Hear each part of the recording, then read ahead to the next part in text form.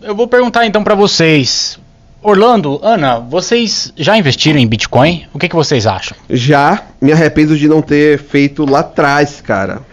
Não investi e me arrependo de não investir. Cara, eu não sei se falei isso pra vocês, lá em 2000 e bolinha, quando eu ainda era comunista, tipo ontem.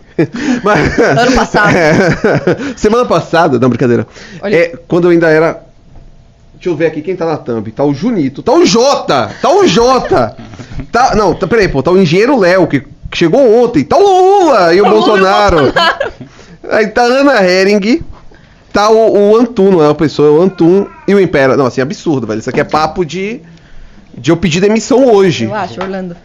Mas... É que só tá quem tá no Brasil, né? Mas na época que eu estava Boa! Na época que eu estava ainda na esquerda, fizemos um grande debate sobre a questão das criptomoedas. Um grande debate sobre criptomoedas. E chegamos à época a uma conclusão que criptomoedas era a maior ameaça ao Estado-nação, ao Estado soberano. O que eu deveria ter feito? Investido, né? Não, só escrevi sobre. Como um bom imbecil que eu sou. Mas é isso. Quando você era esse proto-comunista aí, você ia pelo caminho de mais regularização ou menos regularização? Cara, não era só uma regulamentação, tá? No meu caso, como eu acredito que isso é uma das formas de destruição do Estado moderno, eu era a favor de todo tipo de proibição. Uhum. Tinha que fazer uma grande proibição. Hoje, eu vejo isso e falo bem assim, não, isso aí é uma grande forma para poder destruir o Estado moderno, ou seja, temos que ver formas de aumentar a liquidez de criptomoedas, né? Então eu sou cada vez mais a favor. Bom, pois saiba que o seu candidato a presidente, pré-candidato, perdão, Renan Santos, ele é... Quem disse que ele é meu pré-candidato? Não entendi. Também. Eu sou um jornalista completamente isento, cara. Bom, veja o que ele pensa. Mas é bom, esse candidato é bom. Eu ouvi falar que ele é bom também. Pré-candidato é bom. Veja o que ele pensa aí. Renan Santos defende a criação de uma reserva estratégica de Bitcoin no Brasil. Diz querer tornar o país amigável a investimentos na área de cripto e tecnologia e afirma que a medida seria um aceno ao capital humano de alta qualidade ao redor do mundo. Isso aí tá escrito num livro, não tá? Um tal de... Fascículo 5. Livro amarelo? Fascículo 5. Você conhece, Orlando? Conheço, li. Conhece? Li. Tive que ler, porque temos que procurar, né, as melhores ideias. Tive que ler porque eu escrevi.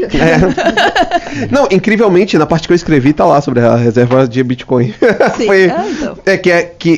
Porque o que acontece? No fascículo 5, eu coloco ali um debate que ocorre internamente dentro do MBL, que seria entre mais reformistas e outros que são mais aceleracionistas, né? E eu me colocando a favor do aceleracionismo. Nesse sentido, quem tiver o fascículo 5 vai saber isso. E aí eu fui e coloquei sobre o que eu chamei de terapia de choque, fazendo uma alusão ao livro da, salvo engano, Isabel Weber, o nome dela, que é uma autora que falou sobre a economia chinesa. E tem lá exatamente sobre essa reserva estratégica de Bitcoin no Brasil. Porque, perceba bem, eu tenho que parar com esse perceba bem, inferno. Não, me corrija se eu estiver errada, Orlando, mas ele não fala somente da reserva em bitcoins, ele fala de uma reserva diversificada em vários... Criptomoedas, na verdade, não é Bitcoin, seriam criptomoedas, isso. Legal. Então, mas obviamente falamos Bitcoin por ser a principal criptomoeda, né?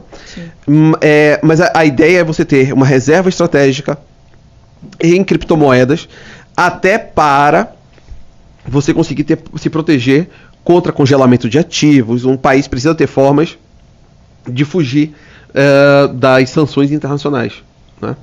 Para não acontecer conosco o que aconteceu, por exemplo, com a Rússia após o início da guerra. Tinha ativos na União Europeia e nos Estados Unidos, e teve esses ativos congelados. Então, para que não tenhamos ativos congelados, podemos ter criptomoedas. Legal. E ele falou muito bem, cara, que a ideia de você trazer capital humano, você captar essas pessoas. Porque, em última instância, o Brasil tem uma capacidade enorme de poder pegar um capital humano do primeiro mundo, enfim, do centro do capitalismo global e trazer para cá, né? Mas para isso a gente precisa mudar também todo o software brasileiro.